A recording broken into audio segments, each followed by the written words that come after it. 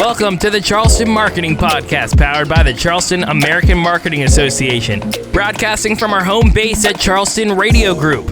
Thanks to CRG, we're able to talk to the movers and shakers of Charleston, from economy to art, from hospitality to tech, and everything in between. These leaders have made a home here in the Lowcountry. They live here, they work here, they make change here. Why? Let's talk about it.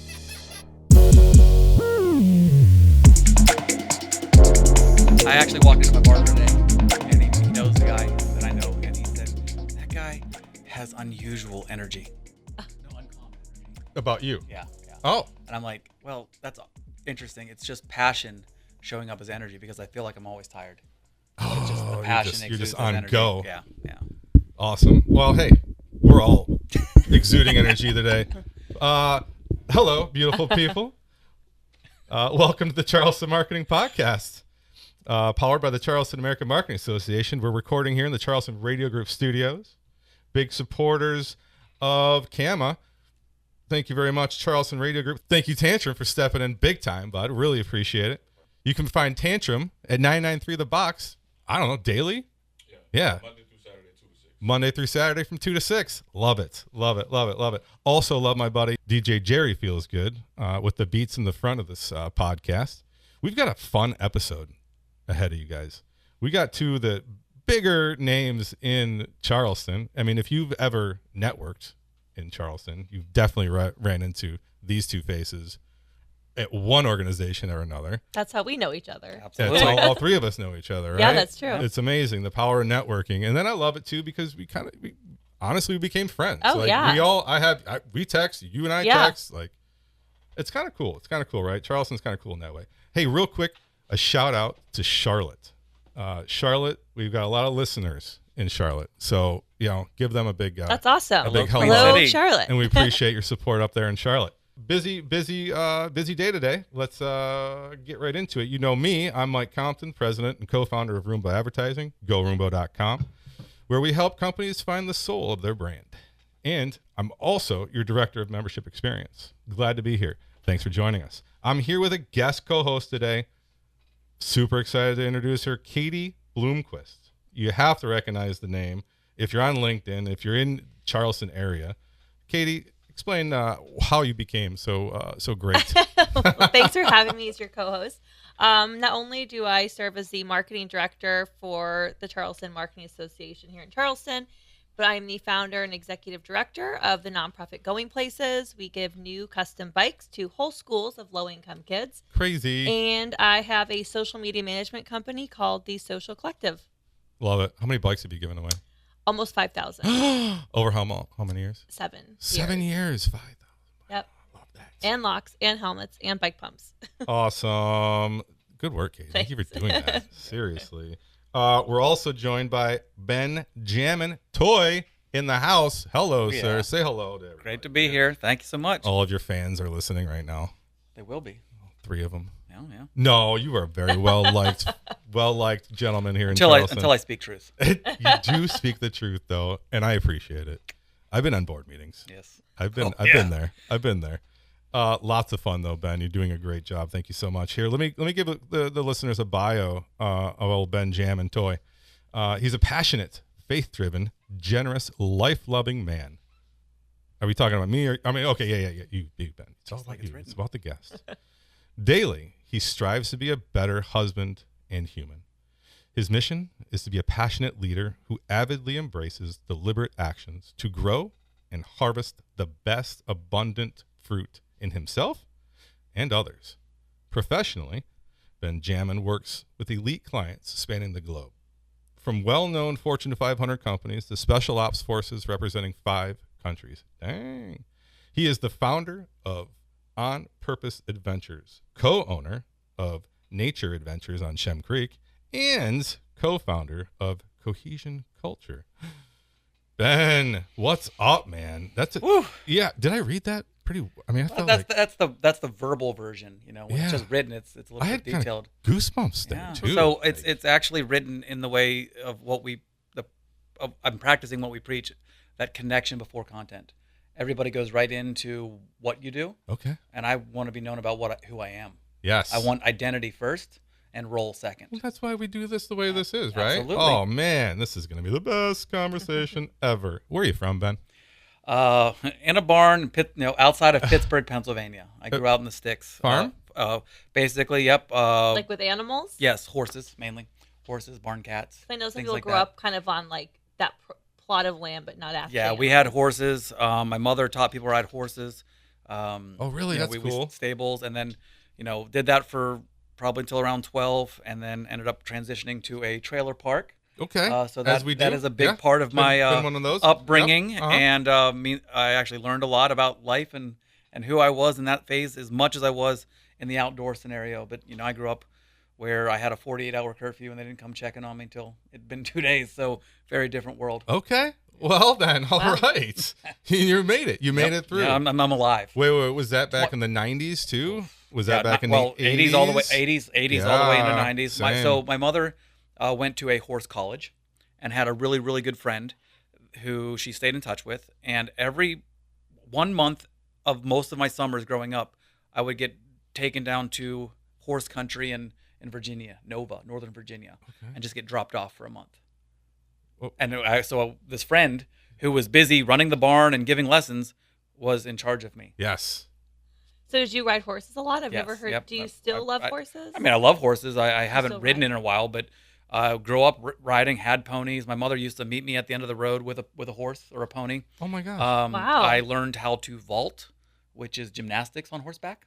Everybody knows how to vault. I Come need on, to see a Katie. video Yeah, of that. There's none of that. Yeah, back then we didn't have Come on, It's we're like- all about the same age. It's all here. in the memories, and I have to, have to remind my mother of some of the things, and then other people remind her of things. They're like, "Oh yeah, that's what happened." So Yeah. she was friends with I believe the '92 Olympic team, David and Carol O'Connor, and I remember having dinner with them. So the equestrian team, growing up, they spent a lot of time. She used to basically train a lot of Pittsburgh business people to get ready for Dude Ranch things out west. So Wow. she'd give them a crash course in how to ride and how to get ready. Okay. So they'd go out and go do a 3-week cattle drive or something like that. So That's an pretty interesting- interesting. I mean, that's where my love for the outdoors comes in. Oh, yeah. And to jump start a couple things. I was working in offices for a good 10 years before I realized I was dying inside. Well, no, And you just jumped so- ahead there. I know. Hold on a second. I know. jumped way I'm just ahead saying, there. but that's we're going back to that. Yeah. So it's good. But it's amazing. Go ahead, Katie. Say growing up in LA, as you're talking about your childhood, we have polar opposite experiences. Yeah. I mean, you probably learned a lot more than I did about life. Well, and paying attention. I Yeah. believe that there's a scenario of there's outdoor kids have a different perspective of their surroundings and less injury, because they learn that gravity is going to affect them differently if they jump on Right. this branch. Yes. Versus the injury of kids that play sports, and I played sports too, but a lot of contact sports have more injuries because you rely on the equipment and not the. I'm getting into way off topic Yep, things, that's but all right. But I just being outdoors helped me be around my surroundings, and also when I'm with youth and I coach and teach, the expression I say is pay attention, not be safe or be careful, because pay attention is something that they can control. The other things are not up to them. I love that. I'm going to use that now, Ben. I just learned something. Words I'm going words to use matter. pay attention. Yeah. Yep. That's huge. My 8-year-olds don't pay attention to nothing. Mm-hmm. Bike riding, looking the wrong way. Come on, guys. Figure it out. I see a lot of memes coming around nowadays kind of aiming at us. Gen X, I'm assuming. I'm Gen X. You're Gen X. You tell me how Gen old you X. are. I'm the you look oldest. young. I'm the oldest of the millennial group. I'm the Or Xennial. the Zennial. Xennials. I'm an 80. I'm an 83 baby. Okay, so see, I'm I'm not, 78. Yeah, Right. that 81. So those few I was years. an X until like 6 years ago. I was an X, and And they're then- like, "Let's change this. You guys are something different." I'm like, no, I was raised differently. Yes, Yeah. exactly. My point. We were raised Yeah. differently. No offense, Tantrum. I know you're young, huh? Yeah. Oh, you're right so there too. you're an Yep. Xennial Oh, I just like assumed me. you So were a we kid. grew up with kind of both. Tantrum's our studio engineer, by the way, listeners. We paid attention. Exactly. But all those memes are coming at us like we were raised by, like feral cats. Yeah. Like Yeah. nobody paid attention to us. But here we are, still rocking and rolling, and kind of I'm passing that down to my kids. Like now my 8-year-old's just kind of like biking around. We're in a cul-de-sac. It's safe. Just gone. And then he comes back in an hour and checks in. Anyways, long story short, born in a barn. I was born in a bar in Michigan, not like in a bar, but that's where we lived. My parents owned the bar. Oh, So, nice. you I know. was like, would your mom not make it to the Upstairs, hospital? below, Right? behind. She Yeah. made it to the hospital, all right. Whether my dad made it there, that's a whole other question. Anyhow, so there's other Is it going to be that kind of session? this is right. You brought it up. So I love getting to know our guests. So that's just amazing, and then finding just different commonalities that we have. Where did you go to school for what you're doing right now? For what I'm doing? No. Okay, did you do that? No. Good for you. I mean, well, I went. I'm still paying off my school. right now. The history is I didn't really have much of a plan for school or my future. I just wanted to get away from home for a little while because Pennsylvania is very gray, and I was good in math and science, and so put Clemson on my SATs as a junior in high school. They accepted me, waived everything, so I came down to school here. Loved it. It was surrounded by mountains, lakes, very similar to Haven't been there yet. my area of where I was from, because I'm not from Pittsburgh City. I'm from 45 minutes northeast. Sure. And so being out there was just great. And then I learned really quickly that I didn't want to be an engineer anymore. I didn't want to work in the corporate world, so I actually left school and, Yeah, did your own thing. did my own I thing love it. with a buddy. Let's, Yep. let's get that. What did you do then? What was your start? Well, Because a buddy of mine, entrepreneur over here. So. a buddy of mine wanted to start a ticketing software company, so I left and jumped with that, and then we transitioned that into a book publishing company that is headquartered in Charleston. Okay. And Do you so still have that? No, we so I just helped didn't him get see it, started. But yeah, that's When did you quite come to successful. Charleston? Kicking and screaming in December of really? 2005. In 05. So we made the headquarters here, and that's what brought me here. But every time I'd visited, it must have been low tide and the paper mill going, because it did not smell good to me. Oh, no kidding. So I really didn't like anything about Charleston. It was just the opportunity at hand, and came here, and now Pluff Mud is a profit Dude, center. you made the best of it, that's So, for yeah. sure. Entrepreneurship was really rare back then in 05, because I graduated in 05. We're all about, within the similar age. Back then, entrepreneurship meant unemployed. There was no entrepreneurship colleges in the business school. There was none of that. And so what made you even think, hey, I can start my own thing? Because that wasn't even an option. Right. It wasn't a thought. I wouldn't have known. When we were in college, people weren't, at least where I went to CU Boulder, people weren't really interning unless you got paid or you were in like the business school. Mm-hmm. So what made that thought come into your head? Like, I could do this.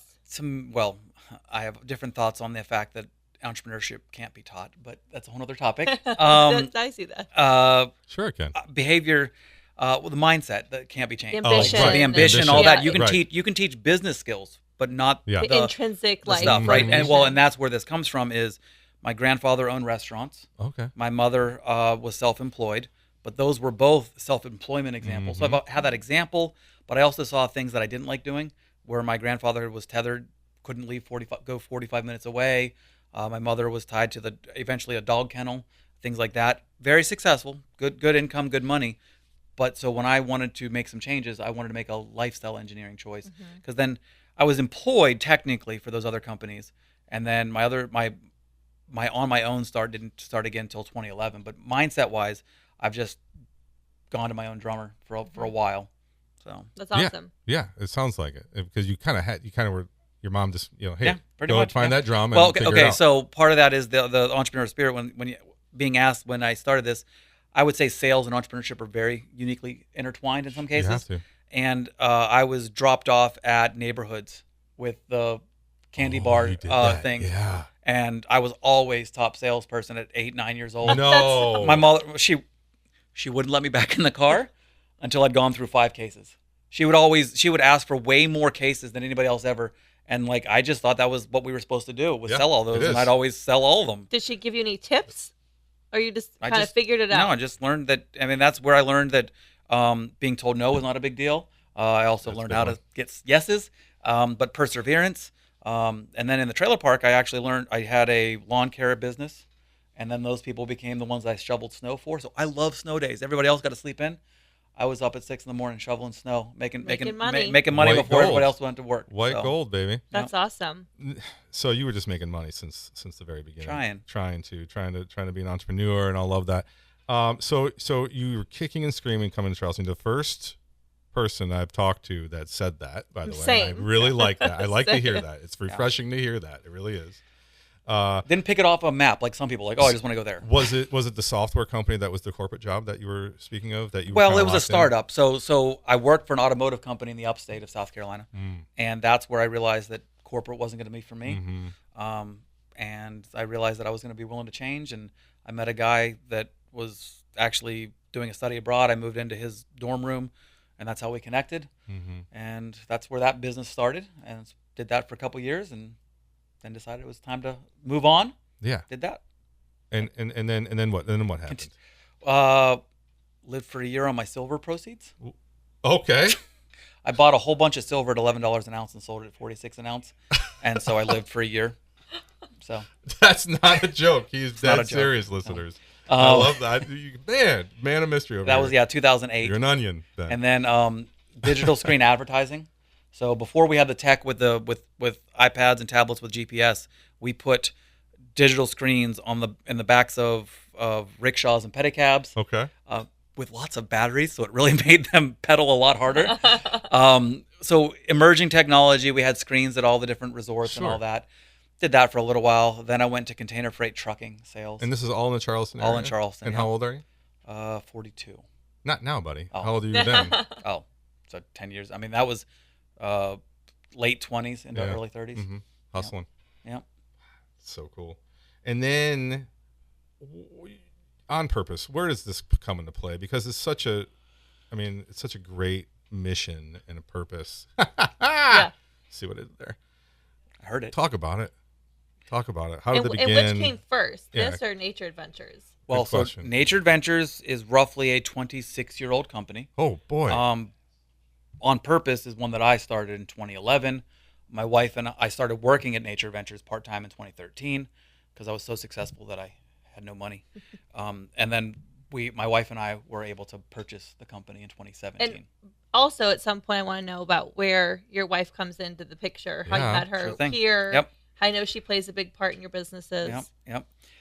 So how On Purpose got started, I was working for a trucking company, inside sales, and had a base and commission. They said they put out a certain number, roughly being $300,000 a month in monthly revenue. Okay. And I got that in 2 years. And then for 6 months, they found every reason to not pay commissions. And so I got my monthly nut up to $350,000 a month in revenue. And I wasn't getting paid commissions. And so I was part of a mastermind group at the time and got called out. It's like, well, are you going to complain about it or do something? That day I literally put in my notice, quit, no plan, no nothing. But the original business model was I want to get paid to go play. And so it was whitewater rafting trips, camping, survival, hiking, whatever. Yeah. And so that's how the business started. Nice. And then we had divisions where I was going to go, okay, it's going to be signature events, bachelorette events, and then corporate events. And we became very focused on, it was easy to do bachelor and bachelorette parties. So before, there's a lot of companies now that do that in Charleston. We were the original. Okay. All right. But they were all adventure-based. We called them mother-in-law approved. And we said, we'll throw you a party you won't forget with pictures you won't regret, right? So that's what it was. It was adventure-based. It was. Who's coming up with these slogans? That's You? all me. Yeah, I figured so. Yeah. You know, people without a sense of humor aren't any pun. Oh dear. Here we go. So that was the model originally, and then I just wanted to get out of that. I'd been in personal development for so long, reading a lot of books, and I'd created a scavenger hunt on paper, an analog version. No kidding. And then we've been doing that for a while. So more and more, I like doing more corporate stuff because I also made a more difference. Even though my adventure-based bachelor parties were relatively clean for that event, I couldn't impact what they were doing in the evenings, right? Or whatever. And not that I have any problems with drinking or anything like that, but I just want to make an impact where it'll change somebody ultimately. Sure. And that wasn't going to happen in that realm. And so, but corporate team building allowed me to do that, where I can plant one little seed into how to do something, and that could change how they interact. Pay attention, for example, or something like that. Yeah. And so scavenger hunts and then actual team building, which is skill set enhancement, has become our focus, in addition to just the random corporate event that is, let's create some fun adventure type of deal. There's also the largest zombie race in the Southeast. There's month-long competitions we had, fundraising initiatives. Katie and I worked together, and we created a field day one year. as a fundraiser. Oh, really? Mm-hmm. Yeah. Oh. Fun. That's cool. So teams competed. They did tug of war and combat archery and relay races and scavenger hunts all at one time. What is this from again, Katie? What were you? It was with Going Places. It was Going Places. Yeah, it was Very one cool. of our first. I think it was like our second year as Yeah. a nonprofit. Yeah. It was fun. What year is that? 2018. 2018. I think it was about Pre-COVID. around then. I think. Yeah. Pre-COVID. Speaking of COVID, how did that? I mean, good Lord. Whew. I mean, it hit everybody, right? The But what's your story? the silver lining around a cloud. Uh-huh. So we learned a lot. If you look at two different businesses I'm going to separate. On Purpose Adventures from April to December of 2020 was down 98% in revenue. 98%. 98%. That's a real number. It's a big one. But if you look at the entire year, I was only down 68%. Okay. Had the best first quarter ever. So you were killing it. We had multiple 100-person events lined up in April of 2020, and it just tanked. So in addition to loss of revenue, there were refunds because I didn't have really good contracts. I didn't really have good anything, right? It was rough. Mm-hmm. But what it helped me realize was how focused I was on being busy and not so much productive or profitable. Preach on. So the assessment to understanding that yes got me to where I was, but no will get me to the next spot was the biggest thing that I learned from it. I recently read a newsletter on LinkedIn about I kept bubble soccer. We also had a bubble soccer company. I kept that around a year longer than I needed to because it kept employees busy. But it wasn't profitable. It was a lot of headache, a lot of things. And so I learned how to focus on the things that I do best and either delegate or say no to everything else. Mm-hmm. And recently just had to do that. An event that I like doing, but it's just not where we're focused on, how to say no. Mm-hmm. But COVID in that aspect really taught me a lot. It allowed me to connect with a strategic alliance colleague named Dr. Troy. Yes. And we have created the Cohesion Culture program, which is employee retention based program. And we had actually in February of 2020, we sat down for 2 different days and created this entire map of what our relationship was going to look like. And if March 2020 hadn't happened, you would not know what cohesion culture was.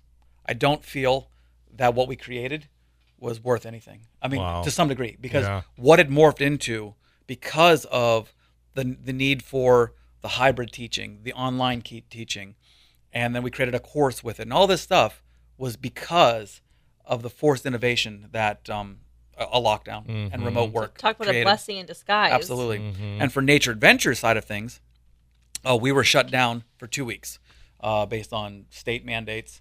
That's just 2 weeks. 2 whole weeks. Because you're outside. Well, outside. there was only one condition per the state mandate of why we had to close, and it was shared equipment. And we had a plan, and the people that regulated our industry I asked, like, well, how do you interpret this? Should we close down? And they're like, we default to the state. So I applied. The day that happened, I messaged the state chamber of commerce or the state of commerce, whatever state issue it was. Yeah, government. And within 2 weeks, they said, no, so we're now considered a, what is the term? Essential business essential business. for mental and physical health. Oh, awesome. So Look anything at happens, that. we never have to shut down. So what that did was something that we had always talked about doing, but never did, was having online rental reservations. Okay. So we have tours where a guide goes out with people on the water and we give them instructions. And then we have rentals where we give all the instructions, we give the map, we talk about the tides, but you go out on your own. And we'd had tours booked online because that's limited. You only have 9 people per slot or per tour. But rentals, we were always hesitant of doing it online for the lowering of tip potential for our rental staff. Well, we were forced to do that because of keeping people timed out or whatever. Yeah. And what we found was they got the same tips, if not more, and people are double tipping. And our staff tells them, hey, you've already pre-tipped. Nice. And they're like, it's okay. Yeah. It was such a great experience. So That's awesome. It actually turned into a blessing for that. We used to be open in the summer 8 to 8 because it's not dark here till after 8:30 or 9 even sometimes, right? But we found out being open with less people coming, but only open 9 to 5, we were 43% more profitable. Wow. Okay. That's not 98%. Yeah, 38%. 38% less revenue. You just flipped that script. Yeah, there, bud. 38% less revenue, but more profit. No, yeah. So we didn't have to have the double staff that we normally did. Right. We even polled the team in both 21 and 22, said, hey, would you like us to hire more people and be open longer Friday, Saturday, and Sunday? That means you're going to, individually, they're going to work less. They can have more time on the weekends if they wanted it, but the chance for making less tips was there. They all voted, said, no, we want to work the shifts and be done at 5. So what other hospitality industry can you be working 9 to 5? No. Be outside, have fun, be and then have your own time at night. Have your own time at night. Every night you can make plans. You can do certain things and go to a different job. So that's something that hasn't gone back. We haven't gone back. We're still open 9 to 5. We're not going to, we have rentals that are online, and the team loves it. So now we've hired for the hours. We know what we're doing. There's no scale because shifts used to be 8 to 2 and 2 to 8. Okay. Now everybody shifts 9 to 5 unless you're a tour guide. Huh. And it's kayaks and paddleboards, right? Correct. Is that anything else? We have walking tours that we're launching as well. So if winds are bad or whatever, you can walk the Shem boardwalk as well. And then occasionally we do Shem team building scavenger hunts and team building kayaking as well, where they do some land activities and then I have you spinning in circles. Maybe standing in your kayaks. I've done kayaks and paddleboards with you guys. So much fun. It's a lot of fun. And where did they find? So we're headquartered on Shem Creek, right next to Mount Pleasant Seafood, who just experienced a fire, but they will be opening soon. You weren't. They're making. We were not physically affected. Our little office, which shares the building, has no ventilation shared with them, where you could smell the smoke. We lost power, electric, and water. How are they now? But we were able to operate. It was all isolated to one area, but they should be opening. And that fairly soon. The seafood, what was that called? Mount Pleasant Seafood. Mount Pleasant Seafood. So we're located there right next to Water's Edge and them right across from Red's. Yep. And so that was the effect. We actually were able to open at 9 o'clock the next day. Oh, great. Using hotspots and pulling out cars. Wow. And all that. Yeah. So it's pretty powerful. Crazy. Yeah. I wanted to, Katie, do you have anything to add to that? I don't think so. Yeah, I wanted to talk, and you also do a really good job with this, Katie, is personal branding. Listeners can't see us right now, but he's got, what do you call this? What are you wearing right now? What do you call that? Yellow camouflage? Yellow camo. I like it. Yep. Okay. You can't. That's the reason you can't see me. And and in this conversation, you got to talk about your car as well. Yeah. And that's where I was headed. Yeah. I mean, he has yellow camo on everything. Even his sport suit jackets. Are on brand. Oh, his sandals. Yes, he's wearing sandals. We are in Charleston. His watch. Yep. His watch. I've got backpacks, custom-made suits, shorts, vests. So it's all part of your branding. It's all part of the company branding, and you personalize thank you. Is you could refer to CAMA? Is it Charleston American Marketing Association? Yeah. Okay. So AMA. Yeah. But the year I started, I had lunch with Ashley Caldwell. Okay. Former, probably even president. I don't know. Before my time. Yeah, so she was great. Yep. Great leader. Incredible. And she said it's very expensive to brand a company, but in today's social media world, it's easy to brand yourself. Yes. And at that time, I had no money. No money. I left my job without a plan, a business plan or anything. Yes. And was actually grateful that the company said, hey, can you stay a month instead of 2 weeks? Because you're fairly important. I'm like, sure. Hey, gives me two more weeks runway. Exactly. And so I became Mr. Adventure. So the first nomiker was be called Mr. Adventure.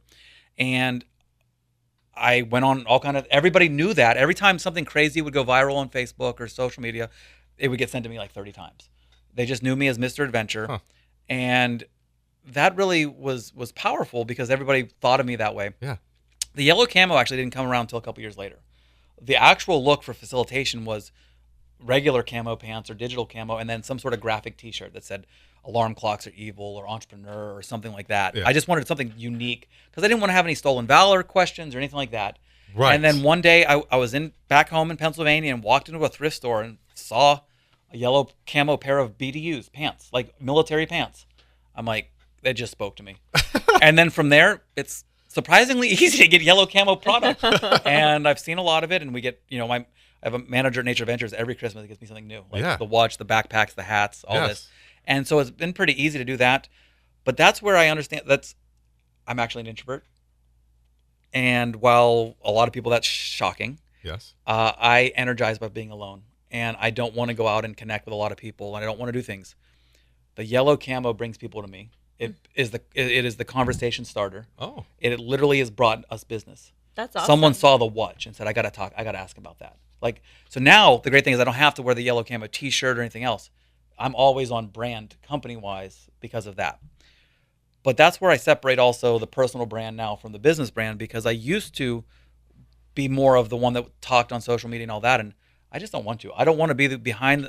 I know I'm bucking the trend or what's supposed to happen, but I want it to be about the company, not about me. Mm-hmm. And that's a challenge, because I know that they want to see people want to see me behind the scenes.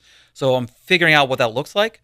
But Yellow Camo Crew is what the team is called. Okay. And one time we flew to an event in San Diego, and I asked how it was a repeat client, and the conversation went. They were planning the session, and they said, or should we have the guy with yellow pants come? They're like, what? The guy with yellow pants. Like, the session we did in Charleston. Mr. Adventure. They couldn't remember. Well, this company couldn't remember. They're like, the one with yellow pants. They're like, oh my gosh, yes. So when we got to San Diego, my lift code for my travel was yellow pants. So, it's almost like, the guy in the yellow jacket with is it Curious George or whatever. Yeah, but, that's what I was thinking. Yeah. So that has become the thing. The vehicle is half wrapped with yellow camo, and then it looks like I'm kayaking while I'm driving on the other side. Yeah, it's like the door is like his body. So it cuts off perfectly of his like shoulder. So when you see him driving the car, it's an extension onto the wrap on the car. Lines it's perfectly with the steering wheel. Yeah. So when my hand's up here, my bottom hand's down here. And who thought of that? Well, yours it was truly. my idea, Yeah. but I saw a meme of a plumber sitting on a toilet in a white van. Oh my god! So it was like he's driving on a toilet seat. Shout out to that plumber. Years That's ago. Hilarious. And I've been wanting to do this for years. I literally bought this vehicle for $1,800 5 years ago, and then wrapped it. Do people like acknowledge it from like the road, like in other cars? It's hilarious because I can watch people driving past and watch them mouth the name of the company, because the On Purpose Adventures is it's a Yukon XL or a Suburban, and so the logo is 10 feet long, and I watch them mouth it. And the cool thing is I got QR codes. I can track, like if I'm at an event, I can track the spikes of the searches and all that kind of stuff. Every time you're on the road. And I even have it in my forms. And I asked somebody, like, you wrote other, so tell me how you learned about us. She's like, well, a year ago, I saw a vehicle going down the road. So got to play the long game. Oh, yeah. Well, that's what Charleston is, isn't it? Yeah. And but not only did you personify this yellow camo, you changed your name? That was actually before I even owned a business. I want to say, go ahead. So, I've always wanted to know this story. I'm glad to hear it. Every Benjamin has been called Ben-Jamin.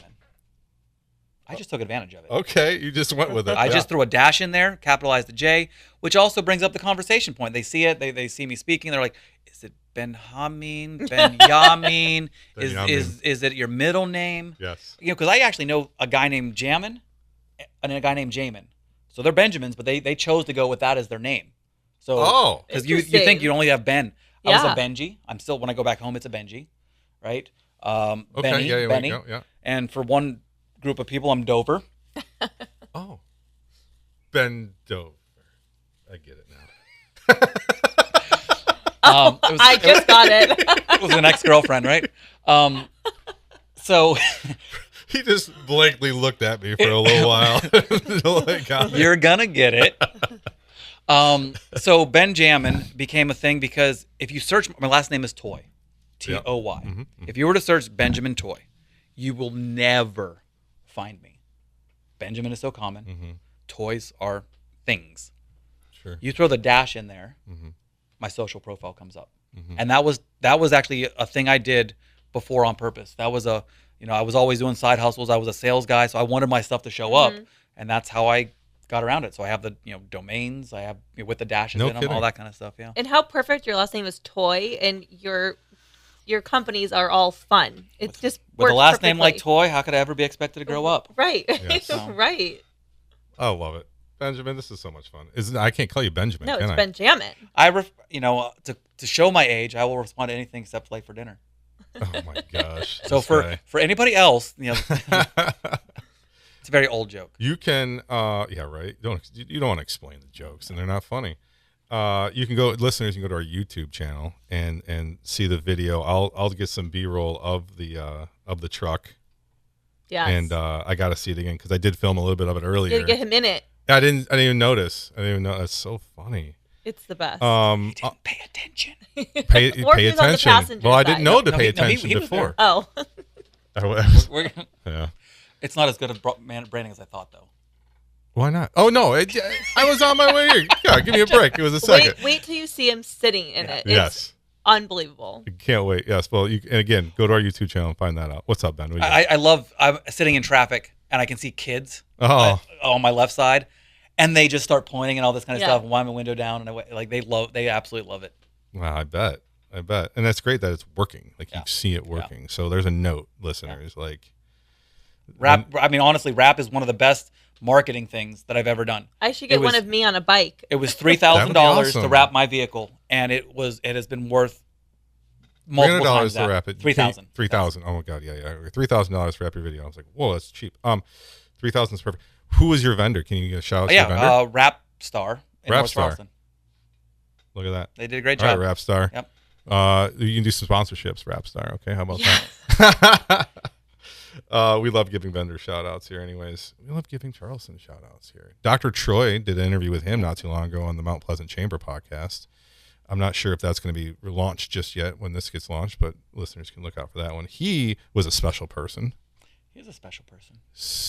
I think that he just gave us so much, everything, all of it. Like yourself, like you're just giving everything. Like he did the same. So I can see why you guys connected really well because you're just authentic, true, giving people. But it's interesting you both do such like your Different. typical careers are so different in how you came. It's like Martha Stewart and Snoop Dogg. It was like totally different worlds that came together in the most perfect way. That's and you two as people. He's a suit guy, and you're a camo guy, and just the way you guys have come together with the corporate. I've known Dr. Troy for many, many years. Oh, also have you? do networking. Yeah. Okay. And so to see you guys come together, it's been really cool to watch. He says that roughing it for him is having to ask for extra towels. Yeah, no, I believe it. Right? Where, I follow him on social, yeah, so I but kind of see he does wear yellow camo. Just so you know, I saw that. You know, I saw that. our alliance is we use his color brandings on the product stuff, but for facilitation, he wears yellow camo. What's the future look like? Right. Obviously.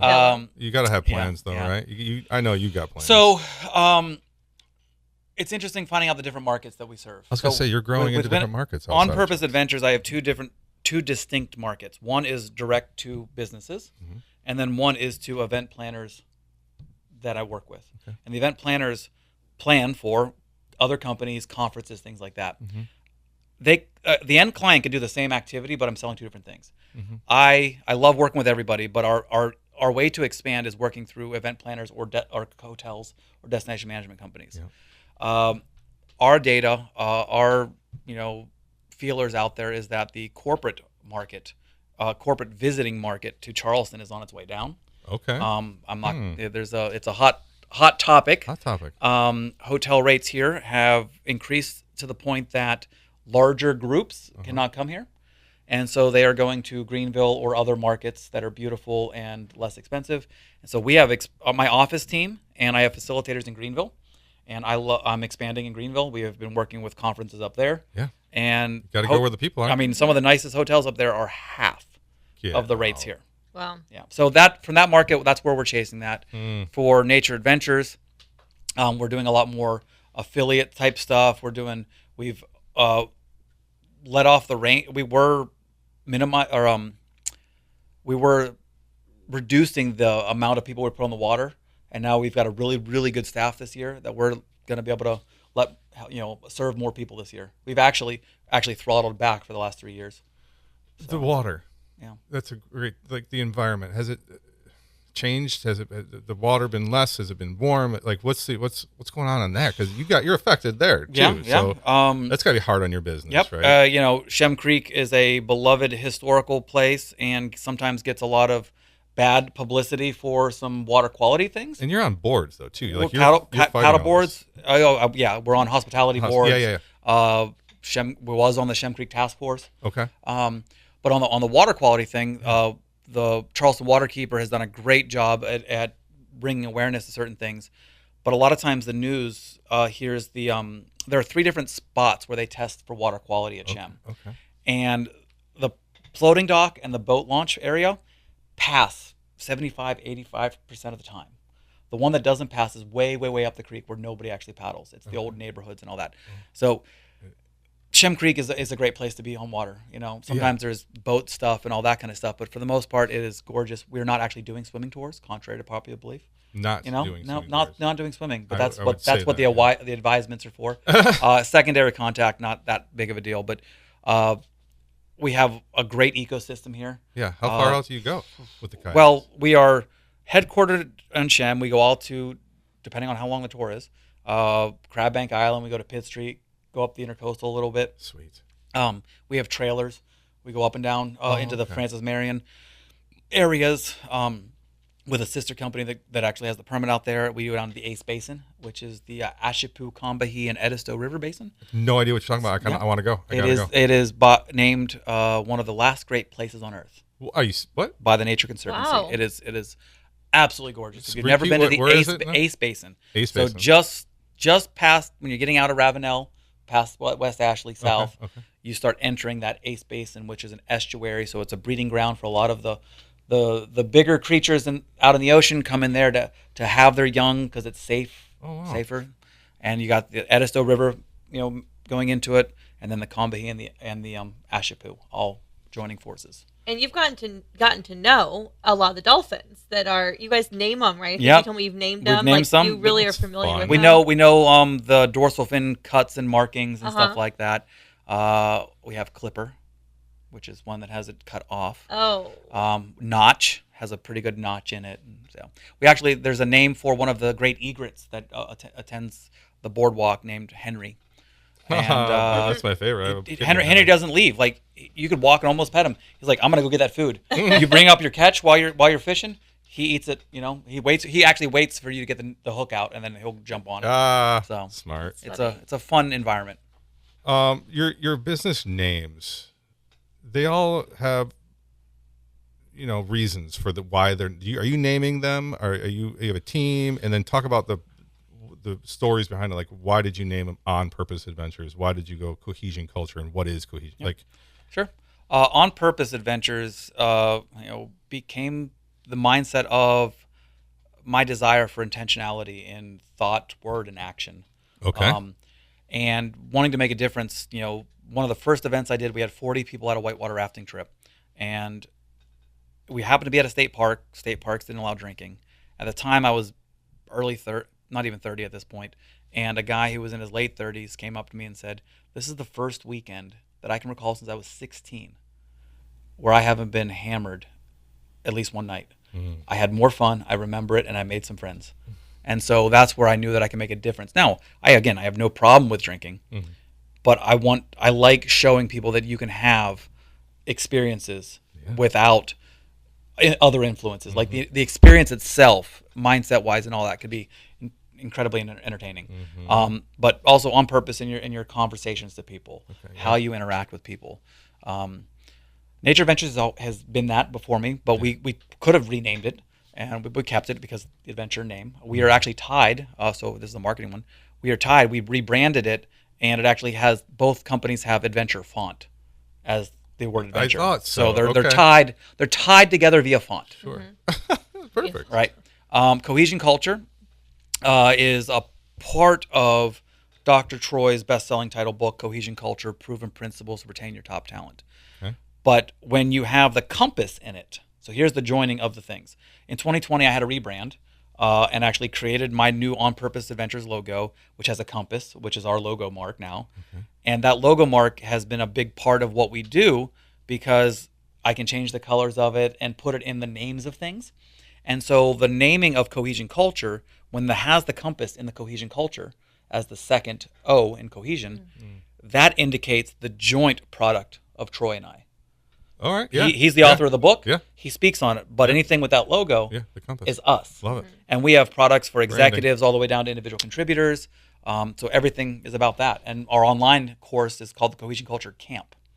Where are you getting all this? Is this just you're just born with this branding knowledge, this marketing, because you didn't go to school for it? Didn't go to school for it. YouTube There's some intuitive stuff. I got a buddy that does YouTube videos. Like he just learns from YouTube videos, and he's now a successful agency owner. Like you don't have to go to school anymore. There's been a lot of reading. I've read probably Good. close to 600 business motivational self-help books on different marketing things like that. I follow folks.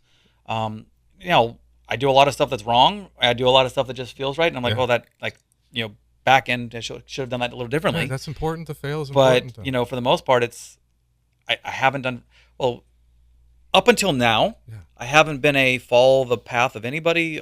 No franchise, no whatever. But actually, part of my retirement plan is to buy franchises. Like I'm done figuring it out. I'm gonna go work just do smart, not hard. Right? But I like what I've done so far. But also being willing to change, and that's what 2020 has taught me. Is like, okay, let's rethink why we do these things, and get focused. 100%. What kind of franchises do you want to buy? I don't know, something that doesn't have a register, that those types of transactions, that could be managed by a manager. I assumed that you wanted to franchise out Nature Adventure now. Cohesion culture. There's been cohesion culture is something that we can expand with facilitators and whatnot, and we work with organizations and train the trainers. And our second version of that cohesion culture is brought in by organizations to help with their employee retention. Yeah. We are launching the cohesive leader, directed at the individual who is seeking growth, development, and advancement. Because 71% of employees are seeking growth, development, and advancement, but 59% do not see any type of those things at their current place of work. Right. Now, that doesn't mean they're not there. Just they might be hidden, the barriers to entry, they just aren't explained on how to get to there. So this is something that somebody that individually can choose to advance themselves. Another stat is 39% of the current workforce does not want to be a supervisor. 39% of our current workforce does not want to be in charge of managing other people. Sure. So, but they want to be more than what they are. They want to be poured into. They want to grow. And that doesn't mean they want to be an entrepreneur. They don't want to have a side hustle. They just want to follow a career path, but they want to be more. And so that's what the cohesive leader. So we're taking the first two chapters of Dr. Troy's book, which is called Be a Leader. And we're now combining that with the last 4 years of our work together and making a new book that we're coming out with. That's awesome. When will that be? You guys put me on a deadline now. It's supposed to come out January 15th of 2025. I'm sorry, one more time? So you guys are currently writing it right now. January 15th, 2025. I'm going to stick you to it. Yeah. That's amazing. Yeah, we have the timeline on our whiteboard. Ben-Jamin, the author. Yeah, well, I've already got a bestseller. Of course you do. So. God bless it. It was a chapter in an anthology called Dear Younger Me, Things I Wish You Knew. So it was a letter to entrepreneurs. So it was a letter to myself 20 years ago. Love it. And it basically talks about don't be an entrepreneur. Well, don't wear the label of an entrepreneur. Folk know that you can actually have boundaries by not answering your phone after 6 p.m. or whatever. Yeah. You can go after profit first. You can say no. All these things that I wish I would have known that 2020 taught me, honestly, early on. Go after behavior traits. Who do you want to be known for? Right. Go after learning. Go after all these things. The money will follow. It is hard when you're an entrepreneur to say no, because it's just like you're so desperate to, I need money. I need to get my name out there. And it takes years to really set those boundaries and say, like, no, I don't want to. This doesn't quite fit. And that is something, we're all entrepreneurs. I'm sure, you have experienced that. It takes years to get to that. You need the filter. You need the filter of saying, does this help me get to my where I need to be? And at certain times, saying yes to those things did, right? Yeah. The filter is, does it pay me? Right. Right. Now the filter is, does this move my mission? Does it help me? That kind of thing. So unfortunately, I don't do many birthday parties unless they are scavenger hunts, combat archery, or kayaking. Like there's the here's what I do. Yeah. Like it's just it. And some folks want to be bespoke and want to do custom, and to some degree I customize the things that I do. Sure. But it's in those buckets. If you want to work with that person. Correct. And I start by saying that it's going to be very expensive, and just throw that off out the bat. Yeah. So.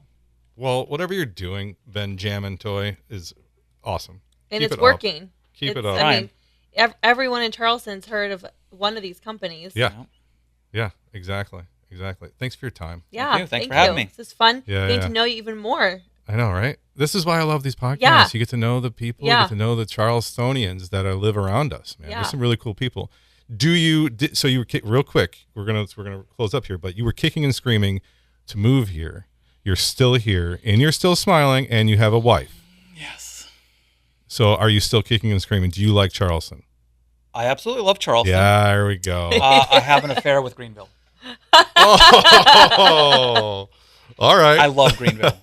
So being Yeah? up there, seeing the mountains again, just is reminding me of what I loved. I gotta check And it so out. having a mountain spot up there or something, a home that we can rent out or whatever, I just love going there. Mm-hmm. But I love Charleston. We were blessed, just immensely blessed to be actually on the water. A crazy story of just favor Yeah. to living on the water. And Oh, that's awesome. I go paddling at sunrise. Oh, And with so the it's wife? Great. She doesn't get up that early. Okay. She gets up early, but yes, we paddle separately because that's our individual time. Your alone Me time. Yeah. Yeah. Next episode, we'll get more into Yeah. the wife. Yeah. Shout out to the wives out there. She actually just published a book, Come on. Identity Detox, a bestseller. You guys are power couple. Identity Detox: The Journey Beyond Perceptions and Labels.